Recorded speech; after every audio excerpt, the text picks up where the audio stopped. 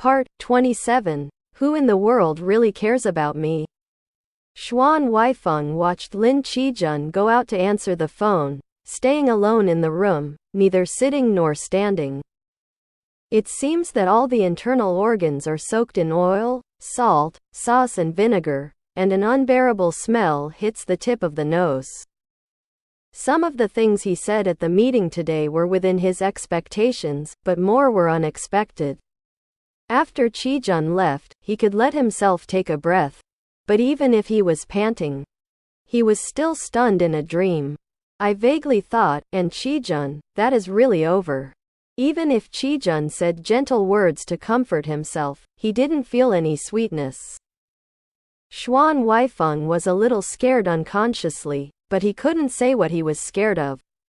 Maybe the world is changing too fast. He used to only look forward to getting along with Qijun. But now when he thinks that Qijun has answered the phone and the two are facing each other again, he is full of unease. Think about it, the smell of shame emanated from him. And it was Qijun who sniffed it a little bit. After thinking about it, Xuan Huaifeng simply came out of the room, explained 2 words to the waiter, and went downstairs with the guards. After getting in the car, the driver asked, "Adjutant Xuan, where are you going now?" Xuan Huaifeng was about to say back to the mansion casually, but he stopped abruptly, feeling that it would not work. When he went out, Bai Xuelan's condition had improved, so he took a day off, and hurried back after going out, which confirmed Bai Xuelan's guess. That person, inevitably, said something triumphant to humiliate himself. Xuan Huaifeng thought about it, and decided to go to Nian's house. However, I only saw my sister yesterday, and now I suddenly ran over.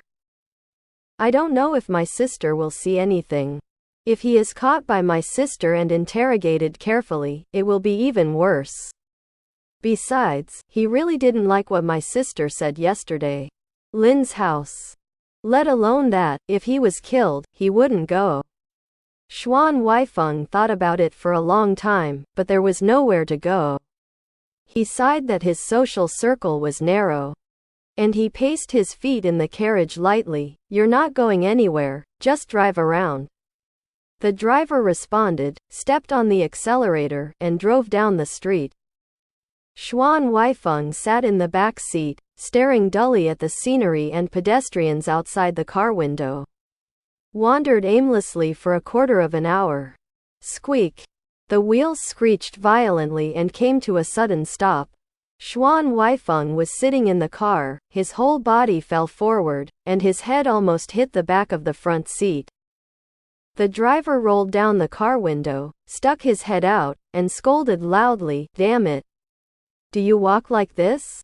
Don't go far when you want to die. If you wipe the car, you won't be able to pay for it."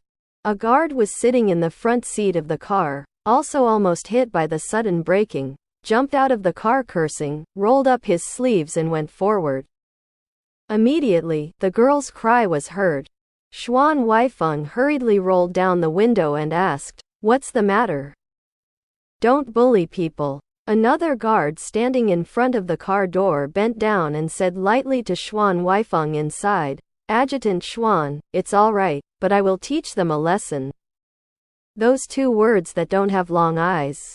It's strange that people like them who don't run around on the street will be killed sooner or later. Xuan Huaifeng glared at him, opened the door by himself, and walked to the front of the car to take a look. A 6 or 7-year-old girl was sitting on the ground, rubbing her ankle and crying with pain and fear. Standing next to her was a man whose robe was washed white.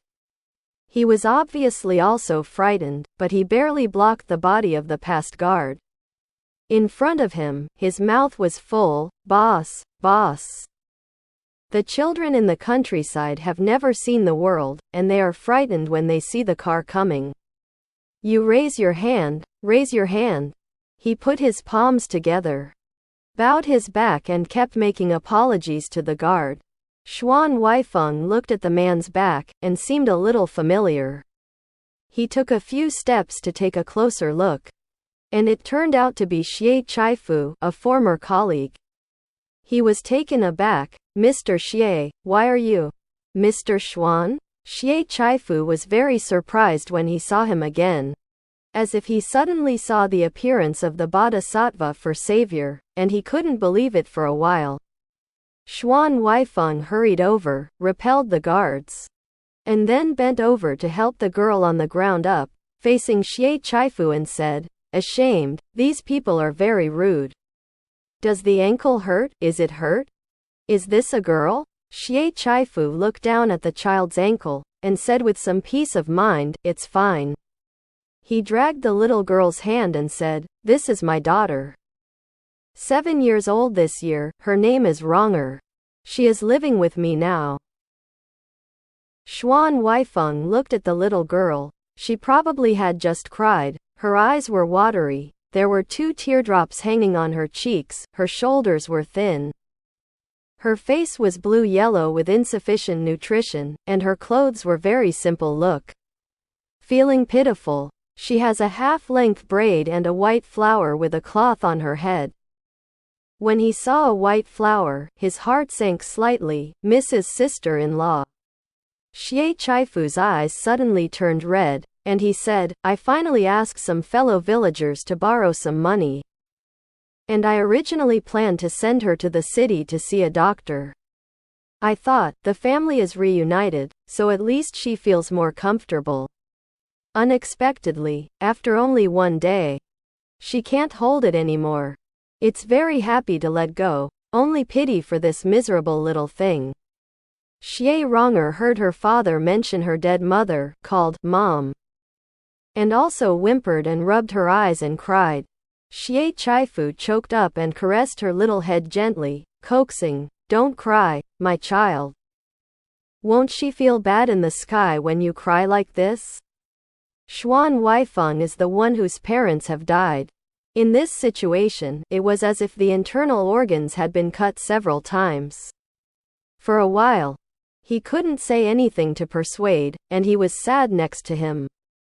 Also shed a few tears. The guards were repelled by him and stayed behind. Seeing him so sad now, lest he cry something, the guards walked over and sighed, Adjutant Xuan, people can't be resurrected from the dead, so don't be too sad. What's the matter? Get in the car and talk about it, okay?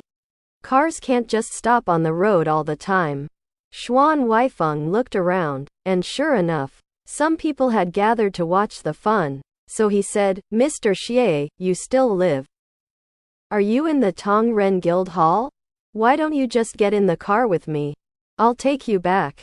Xie Chaifu replied, and led Xie Wronger into the car while saying, I don't live in the Tongren Guild Hall now, so I have to take her now, and the cost will naturally be higher.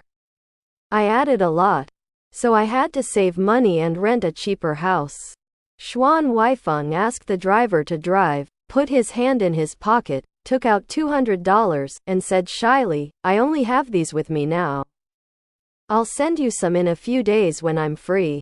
Xie Chaifu saw that his shot was only 200. He took a deep breath and said hurriedly, you always have to make money, give it all to me. How did this happen? Xuan Huaifeng asked him to accept it again and again. Just buy Xiao Wronger something to eat. Xie Chaifu was really worried about money, and after a bit of resignation, he said ashamedly, I respect your kindness, it is better to obey. However, 100 is enough for a long time, so I don't dare to ask for it all. When my economy improves, I will pay you back immediately. 100 yuan. The remaining 100 are not willing to live or die. He put 100 pieces of precious land into the bag, sighed, raised his head, looked at Xuan Huaifeng and said, it's really 3 days away from the real time, you should be treated with admiration. You are a noble person now. In where can you get a high-ranking job? Xuan Huaifeng said, it's just that I was forced to make a living. So I found a position as an adjutant. Xie Chaifu saw that he didn't like to talk about this very much, so he stopped asking questions wisely. Slowly, the car got more and more bumpy. Obviously, his house was in a very quiet and poor place, and the road was not good. The two adults were in the car, and all they could talk about were sad things, and they didn't want to be sad anymore. Because focus on Xiaoranger. It was the first time for Xiaoranger to take a car, and at first it was inevitable that she would cringe.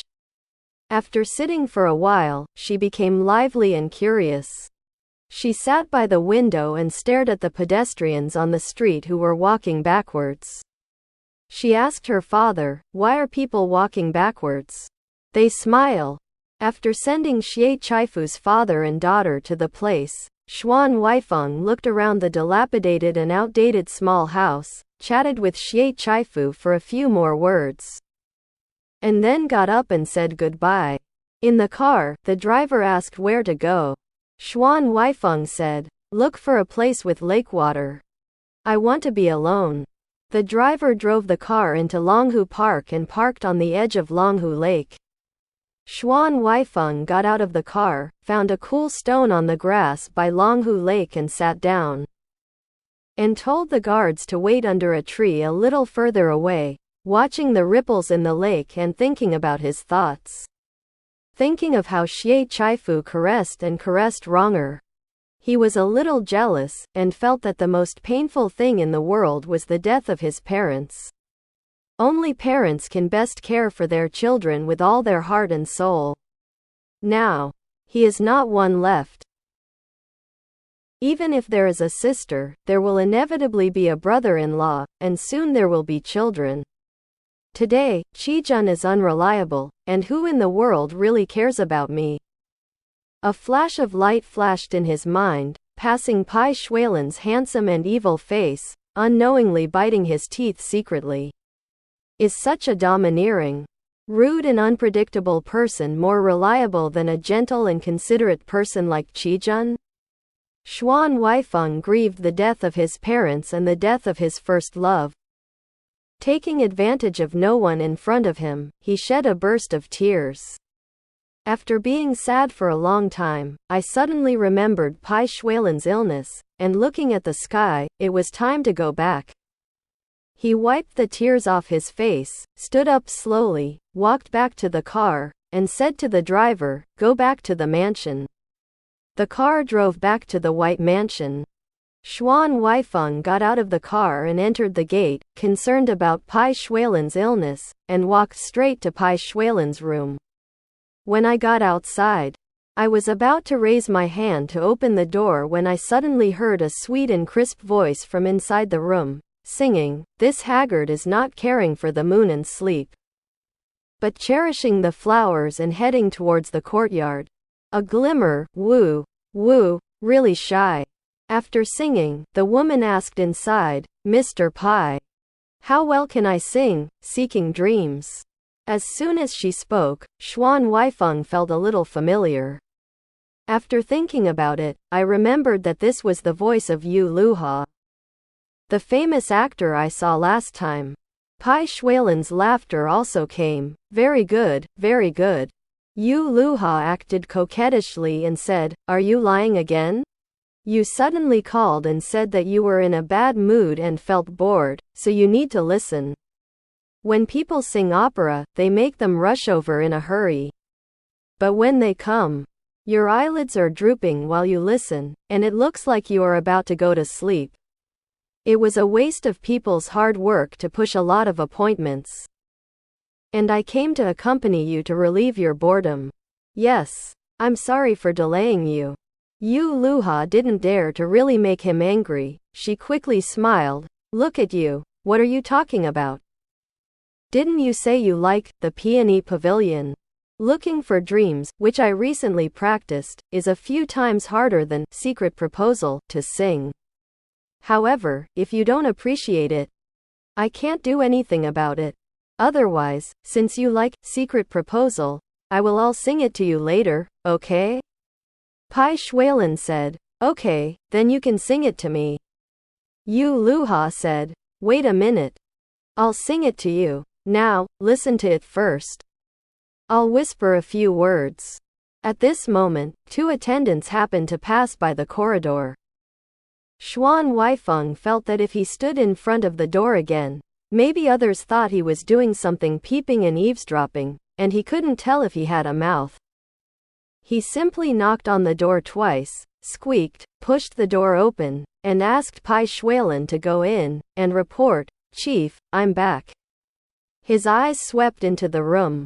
Yu Luha was wearing a rosy embroidered satin robe, very dazzling, sitting on the edge of the bed, her cherry lips against Bai Xuelan's ear. Almost half of her curvaceous body was about to touch Bai Xuelan's arm. Xuan Huaifeng first seemed to have been stabbed by something, but then he felt embarrassed, stopped suddenly, and gently moved his head away, only showing half of his face to them. Yu Luha was bumped into the front, and she didn't panic at all. She looked at Xuan Huaifeng, who was standing far away from the door, and gracefully stood up and smiled before saying a word. "Yeah. This is not the one who is more handsome than Bai Yunfei. Master Xuan?" Even if someone like Xuan Huaifeng had only met once, it would be unforgettable. Xuan Huaifeng felt uncomfortable when he heard this, and his handsome face became cold. "Boss Yu. Why do you make fun of people? It's not good." Yu Luha saw that his clothes were very different from the first time they met. There is a vague imposing manner that is not easy to mess with. She can't figure out his ability for a while, secretly surprised, and can't help but regret that she is too confused, and she didn't think about it before speaking. She didn't dare to talk nonsense anymore, she just made a pitiful appearance, her watery eyes floated towards Bai Xuelan, and she said tenderly, "People were scolded at your house. Why don't you support me?" Bai Xuelan laughed, "You really deserve this scolding. Huaifeng is now my adjutant, a civil servant of the government. How can you compare him to others?" Yu Luha didn't know this, and when she heard it, she quickly laughed, "It's me. It's your fault, it's time to apologize to Adjutant Xuan. It's just that you are not good, Chief." Bai Xuelan wondered, "What's wrong with me?" Yu Luha said coquettishly, "Why don't you tell me anything about such a big thing? Let people make such a big ugliness and suffer from your adjutant's scolding. How do you compensate me?" As she said this, she sat down again, and stretched out her hands beside the bed to gently shake Bai Xuelan's body. Xuan Huaifeng looked at the two of them as if there were no one around, and was extremely unbearable. He didn't look at them, stared at the wall and said, "If the chief doesn't order, the subordinates will not bother you." "Huaifeng, wait a moment." Bai Xuelan was busy. He stopped him and said to Yu Luha, who was beside him, "Didn't you say your mother doesn't allow you to stay too late? I won't break your family's rules, go back quickly." Yu Luha turned around, glanced at Xuan Huaifeng, and turned again. Turning her head, she squeaked and whispered like a mosquito, "You have left people behind for a few months, and it's hard to see each other again. Are you going to drive them away again? I have a few words that I want to say to you, full of heart. I'm sorry. If I don't say it, I'm afraid I'll be angry with my mother again when I go home. Because I promised her that I will mention it when I see Chief Pai." Suggestions. In order to bring Xuan Huaifeng to his side, and he said something vague to her. So he owed Yu Luha a little favor. Seeing Yu Luha's appearance, Bai Xuelan still understand what it is, and said cheerfully, "I can guess what you said, needless to say. Isn't it just for a new show? Do you need a few outfits? I'll give you 500 yuan first. Is it enough to explain to your mother?" Yu Luha originally planned to ask for 300. But Bai Xuelan gave 500 as soon as she opened her mouth, and said happily, "That's enough, thank you, Chief. I will get dressed in a few days. It's set, the new show will be on the table. You can come over to support me." Bai Xuelan said, "Let's see." He called a servant and told him to take Yu Luha from the accountant and pay 500 yuan. After sending everyone away, He said to Xuan Huaifeng, who had been standing, "Why are you standing so far? Come here, we can chat." Because he is his own boss, Xuan Huaifeng can't always disobey his orders. So he has to walk slowly, endure it, and patiently persuade. I was teaching at the school, and my monthly salary was less than 20 yuan. 500 yuan, if you save a little. It will be enough for ordinary people to spend 2 years. Although you have money, you shouldn't spend it like this. Bai Xuelan said, after a long time. You just feel bad about money. Xuan Huaifeng is serious. He said, it's not just for the money. If you scold others for being a bad actor, why are you promoting yourself? These people go in and out of the mansion in a big way, and it's not good for your reputation if you spread it out. Bai Xuelan originally smiled and looked at him.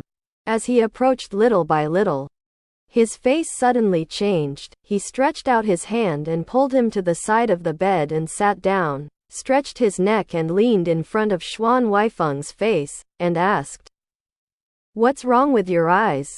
Have you ever cried?" Xuan Huaifeng tried my best to sort myself out in the car, got out of the car and glanced at the rear mirror. I felt that I couldn't see it. So I covered up and said, "No. Maybe when I got out of the car just now, there was sand in my eyes, so I rubbed it." Bai Xuelan didn't believe it, caressed his finger next to his eyelids, and said, "Both eyes are obviously swollen. Don't you put sand in your eyes and rub them together?" Immediately exposed by Bai Xuelan in person, he felt very embarrassed and lowered his head silently. "It looks very cute, as well behaved as a little white rabbit." Bai Xuelan softened his voice and coaxed him to ask, "What happened? Who made you cry? Is it Lin Qijun? Don't be afraid. I'll help you clean him up." Xuan Huaifeng heard something wrong and stared at him warningly. With a glance, "Don't think about cleaning up this and that all day long. Your character is too arrogant and domineering, and you don't want to provoke enemies everywhere, and one day it will hurt yourself." Bai Xuelan let him go out for a day. I was very worried. Now that I have been taught a few words by him, I can't say it comfortably. These words are like love words. It's all good words. You stay by my side more in the future, and I'll make fewer mistakes. But why are you crying? Xuan Huaifeng sighed. I just met an old friend. Then he talked about the death of Mrs. Xie after meeting Xie Chaifu's father and daughter. After listening to him, Bai Xuelan also sighed. So, your mother also left when you were young. When you see that child, you naturally feel more empathy than ordinary people. Xuan Huaifeng couldn't help but be surprised. Unexpectedly, Bai Xuelan has such spirituality, and understands what he is thinking, and is sad. He had already cried a lot beside Longhu Lake, but the children's memory of their parents was never ending. Once they started pulling, it would be very difficult to stop. It's good that Bai Xuelan didn't mention it, but when he mentioned his dead mother, Xuan Huaifeng felt a pain in his heart, and his eyes turned red silently. He didn't want to show his weak appearance in front of Bai Xuelan, so he stood up with tears and turned to walk outside the room. "Huaifeng!" Bai Xuelan immediately jumped up from the bed, chased behind him, hugged him from the waist with one arm, forcibly pulled him back, pushed him onto the bed, and pressed him on top of it. Xuan Huaifeng was lying on the bed, feeling a weight on his body, thinking that he was going to take advantage of the danger, and said angrily, "Let go." Good, don't be afraid. I just want to hold you." I let go. "I'm afraid you'll run away again."